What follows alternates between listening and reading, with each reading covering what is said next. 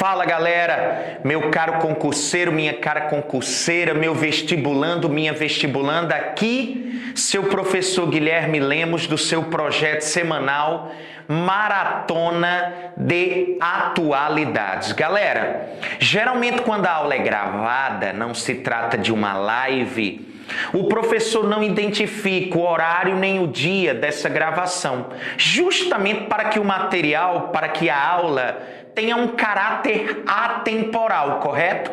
Mas aqui, turma, vou revelar para vocês. Eu e o meu parceiro Rubson e Arley estamos gravando essa aula num domingo, precisamente às 7h30 da noite.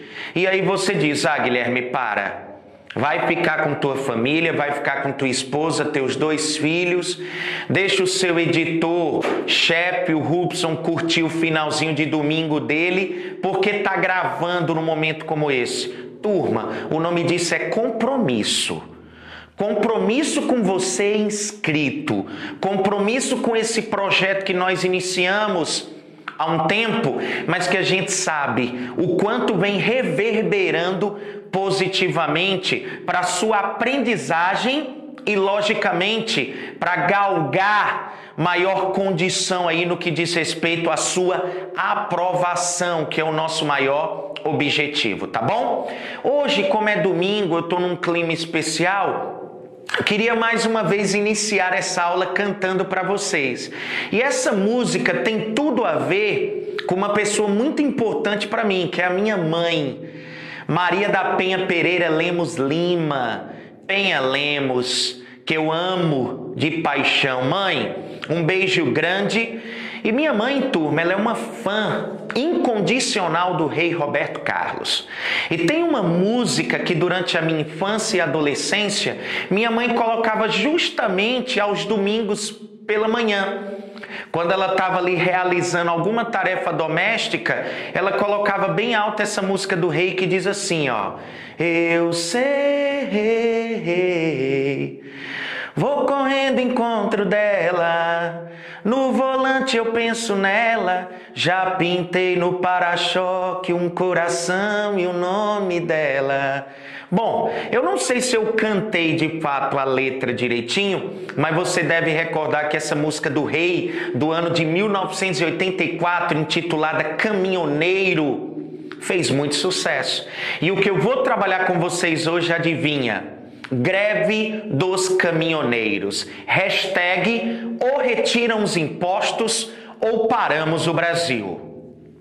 Primeiro, deixa eu justificar para vocês o porquê da escolha desse hashtag, desse comando, desse slogan.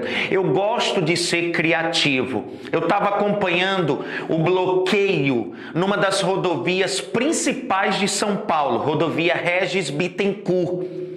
E tinha um caminhão que mesmo na frente desse veículo estava essa frase, hashtag ou retiram os impostos ou paramos o Brasil. Turma, eu gostei tanto desse comando que eu disse, cara, eu vou utilizar como slogan da minha aula. Por quê? Porque ele sintetiza a ideia da nossa aula, que é te mostrar o quanto a carga tributária, os impostos que incidem sobre o valor, sobre o preço dos combustíveis, sem dúvida alguma, prejudica muito o brasileiro, correto? Então vou trabalhar com vocês, greve dos caminhoneiros, ou retiram os impostos ou paramos o Brasil.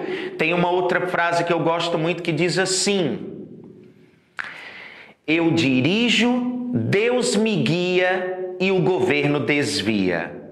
Poxa, vamos trabalhar a parte 1 dessa aula, ciclo da gasolina. Anota aí, parte 1, ciclo da gasolina. Galera, primeiro eu queria que vocês identificassem 4 etapas. Eu vou te mostrar que essa greve dos caminhoneiros se baseia não apenas em disputas ideológicas, como numa crítica a um processo de urbanização rodoviarista. Mas para isso, eu preciso te mostrar, desde a extração do petróleo, passando pelas refinarias, chegando nas distribuidoras e aos postos de combustíveis. Então eu quero trabalhar com você hoje o ciclo da gasolina através dessas 4 etapas. Começando pela primeira etapa, extração do petróleo. Turma, você sabe que a gasolina é um dos substratos, um dos derivados do petróleo. Petróleo, combustível fóssil, fonte de energia de origem animal. Vamos classificar esse combustível fóssil? Quanto à disponibilidade na natureza, o petróleo é uma fonte de energia não renovável. Quanto à emissão de gases do efeito estufa, é uma fonte de energia poluidora, poluente. E quanto à sua utilização, é uma fonte de energia convencional. Classificando o petróleo, fonte de energia não renovável, poluidora, convencional. Perfeito? Galera, o Brasil, 90% de seu petróleo está no fundo do mar. Então, primeiro dado importante, 90% do petróleo brasileiro está no fundo do mar. Eu tenho uma produção onshore e uma produção offshore. O que é que significa shore? Costeira, litorânea. Logo, a maior parte da produção de petróleo brasileiro é offshore, ou seja, no fundo do mar.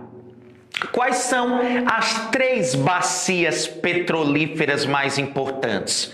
A bacia de Campos, a bacia de Santos e a bacia de Vitória. Perfeito? Lembra disso. Meu filho Pedro, que completou ontem 4 anos, parabéns, meu filho. O Pedro, turma, ele é fã, ele é ficcionado em dinossauros. Se você perguntar para ele a era, ele identifica Mesozoica. Ele coloca paim, Tiranossauro Rex, Triceratopus, Estegossauro. O menino é danado no que diz respeito à questão de dinossauros. E um dia ele soltou essa: pai, é verdade que o petróleo é dinossauro derretido?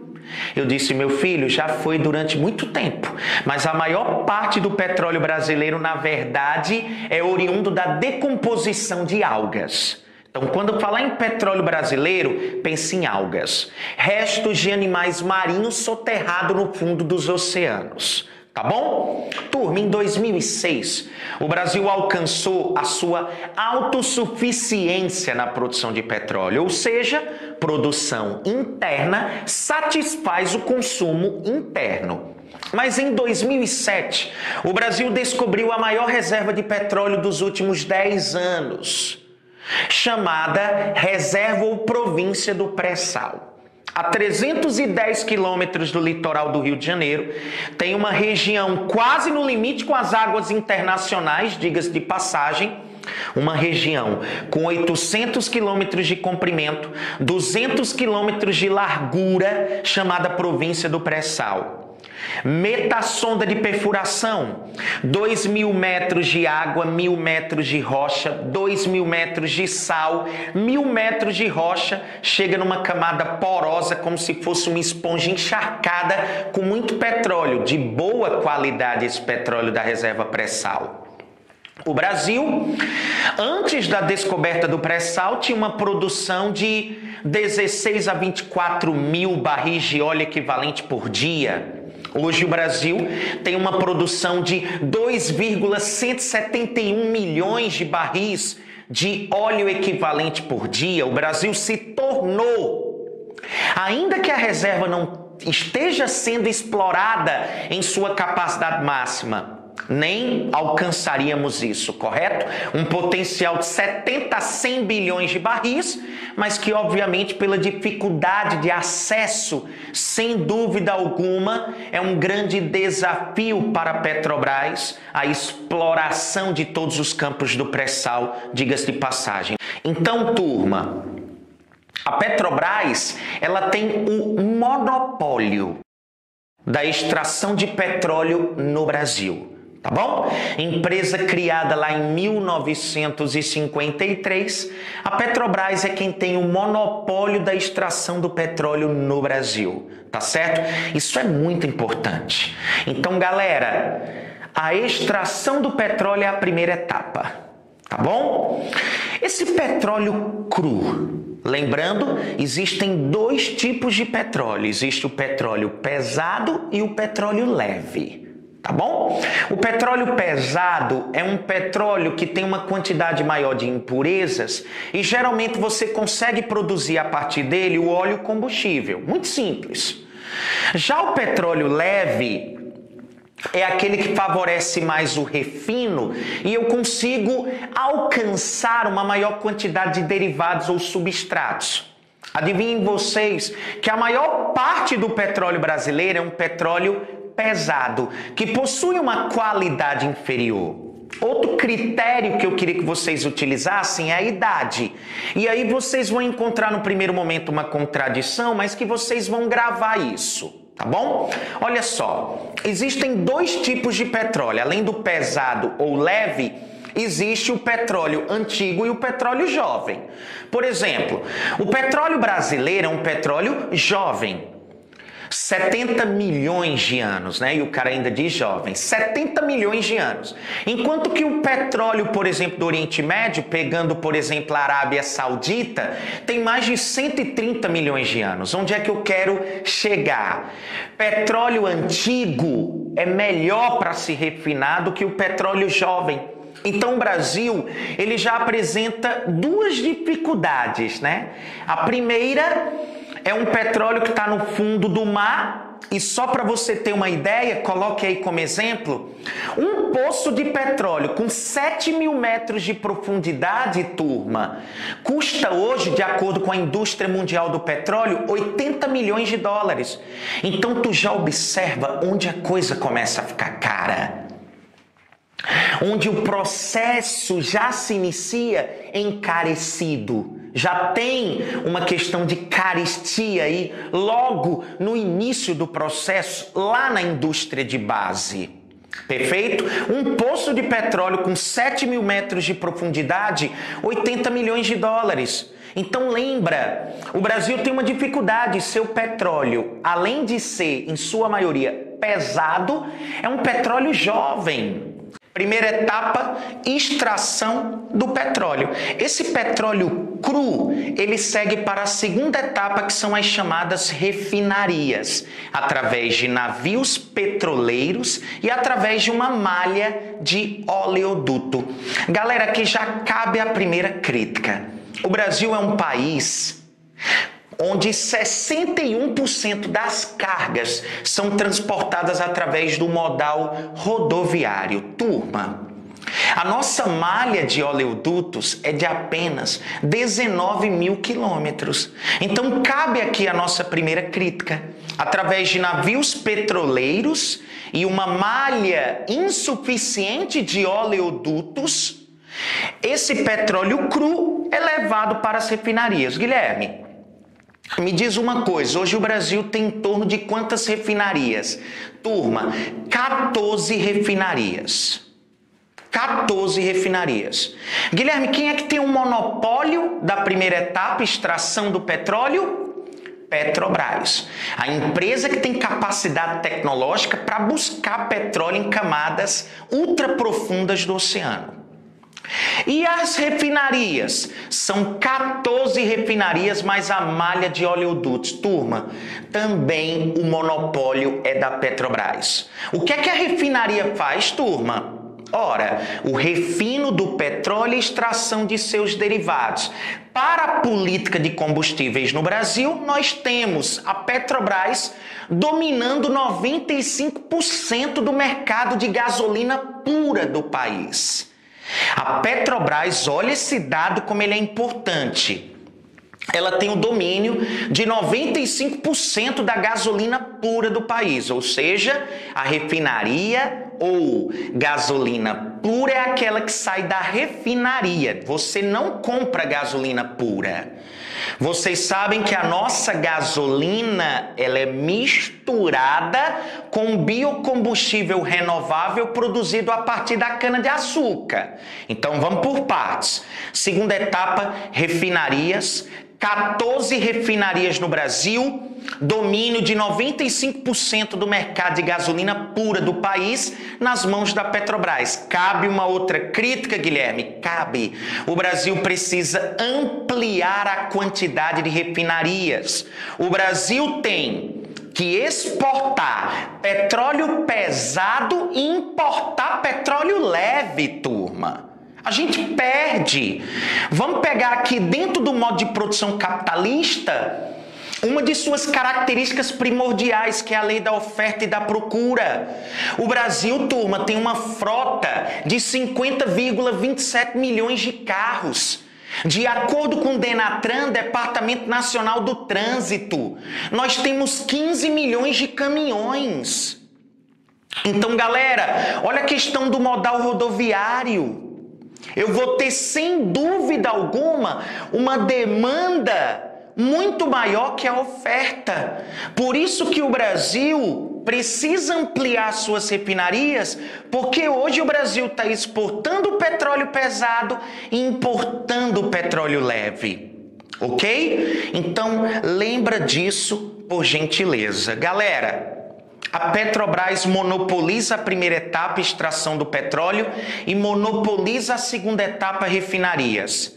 Mas a terceira etapa, a Petrobras vai encontrar concorrência.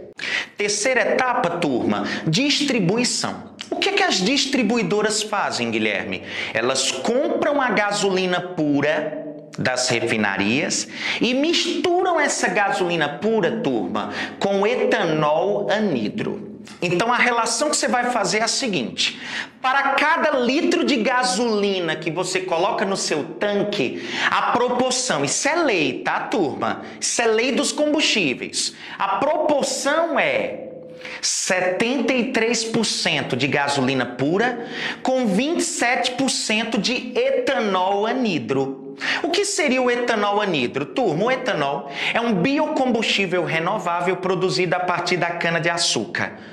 Logicamente, o plantador de cana com boia fria cortam essa cana, levam para a usina. O usineiro vai extrair o caldo, vai fermentá-lo e vai retirar a água, ficando o que eu chamo de etanol anidro. Então, para cada litro de gasolina, Guilherme, quer dizer que quando o frentista do posto chega próximo a mim e pergunta: etanol ou gasolina comum? Ou gasolina? Eu digo gasolina. Comum ou aditivada? Comum. Eu estou colocando no meu tanque também etanol? Está. Lembra? 73% gasolina pura, 27% etanol anidro. Lembre-se, o etanol anidro é um biocombustível renovável. O maior produtor nacional, 51% do etanol anidro, São Paulo. Segundo lugar, Goiás.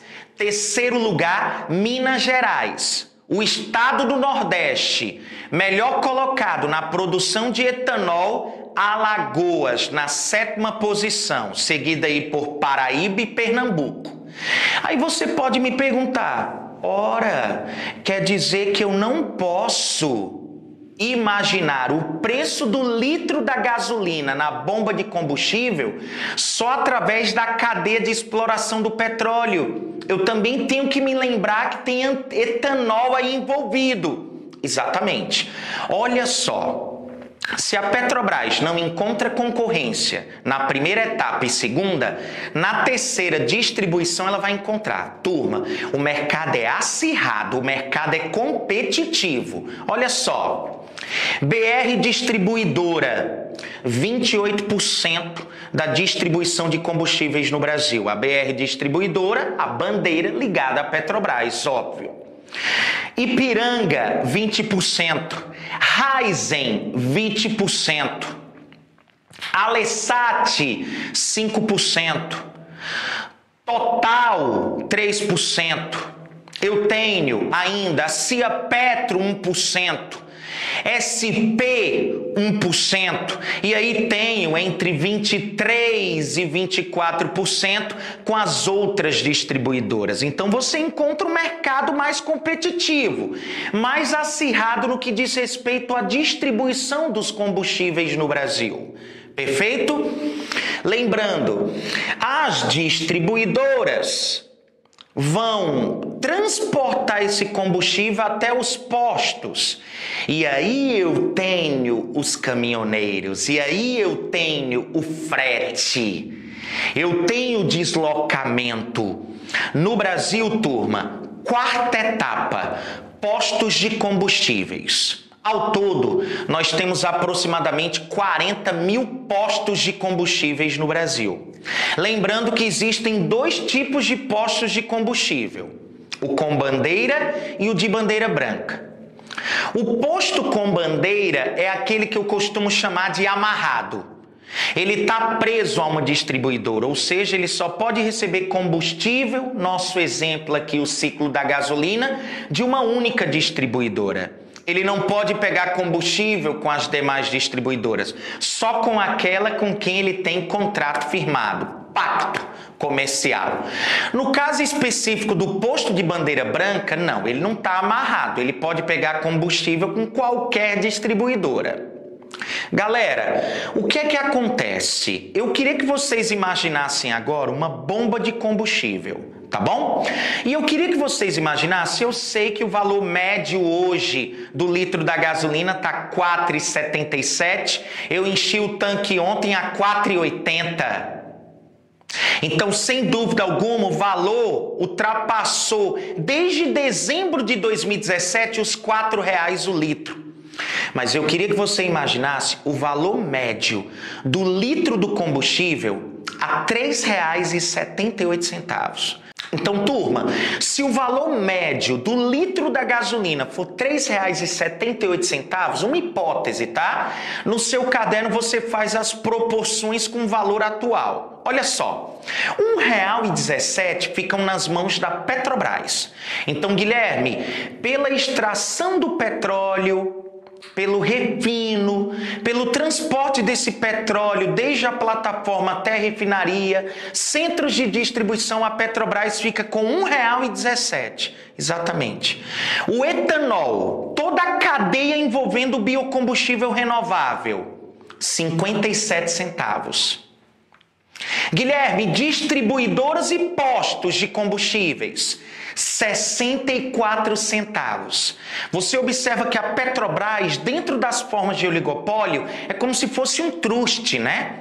Domina desde a extração do petróleo até sua distribuição, bem como postos de combustíveis da rede. Você percebe que a Petrobras é um truste. Então, R$ 1,17 para a Petrobras, 57 centavos para a cadeia do etanol, 64 centavos para distribuidoras e postos de combustível.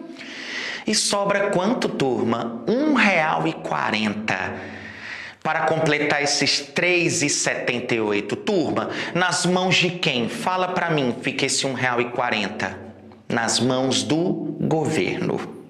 São impostos, carga tributária. Imagine que nos últimos 90 dias, turma, em 90 dias, 3 meses, o valor do litro do combustível variou mais de 58 vezes. Imagina o preço de uma determinada mercadoria mudar na bomba 58 vezes. Não é brincadeira. Fruto da política da Petrobras de não subsidiar, de não absolver parte dos custos da produção de combustíveis para colocar os combustíveis dentro de uma política, de uma lógica internacional em torno do preço do barril de petróleo e da cotação do dólar, que flutua diariamente. Com o combustível vai ocorrer o mesmo.